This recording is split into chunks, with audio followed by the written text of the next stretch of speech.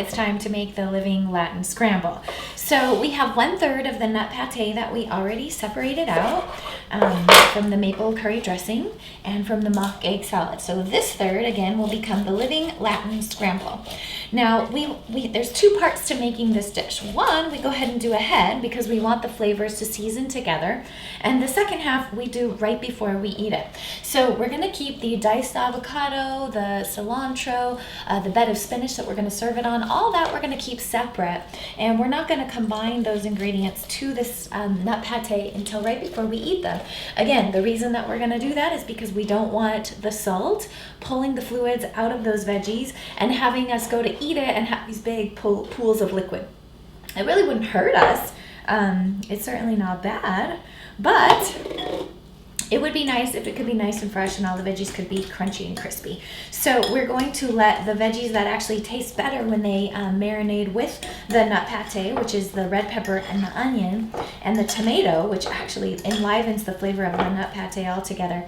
So you could serve the tomato fresh too, because it does pull liquid, a little bit of liquid out of the tomato as well.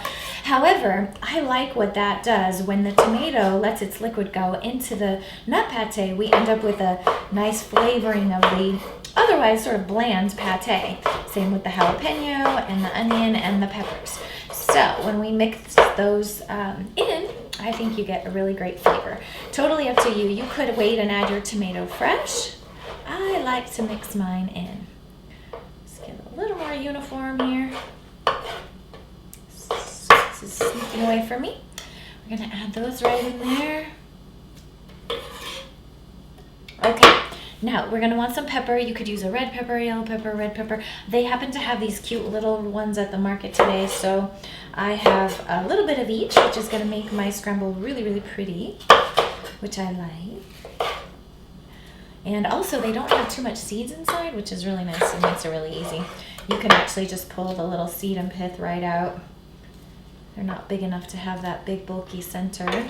Okay, let's see if we can cut this well.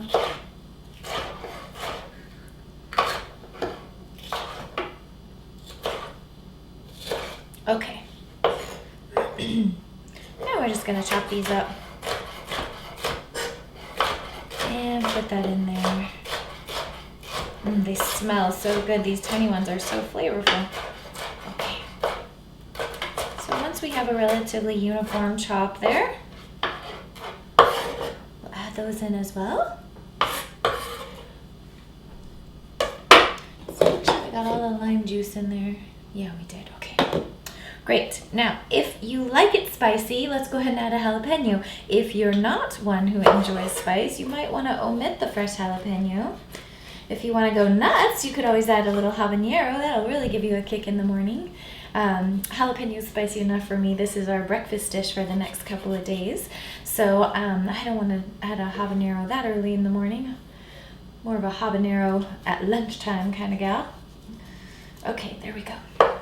And again, we're just going to chop this a little smaller because if you get a big chunk of red pepper, yellow pepper, or orange pepper, those are going to be fine. You get a big chunk of jalapeno, you might have a little watery eyes going on during your lunch. So I'm going to chop these a little finer. There we go. And add that right in there to the mix. Now, this is totally optional, but I like just a dash of the smoked paprika.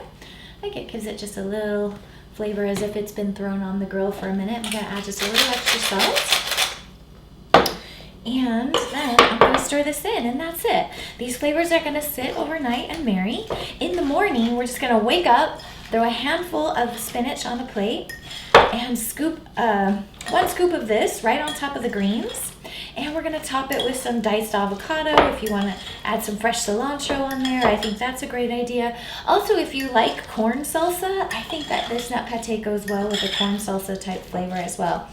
So again, corn salsa, unless you're going to make your own, and there is a recipe on the site for you to make your own if you desire. There's a Trader Joe's one that's really great. No high fructose corn syrup and anything funky and tricky in there. So it's safe to use that. If you have a Trader Joe's near you, you can rest assured they have products that don't contain high fructose corn syrup, which is always nice. Okay, so you can see we've just got that uniformly mixed in there. I'm going to scrape the sides down. I'm going to store this in a glass container and put the lid on it and keep it in the fridge. And this will be ready for us for breakfast tomorrow morning. We'll have a nice, yummy ole start to our day.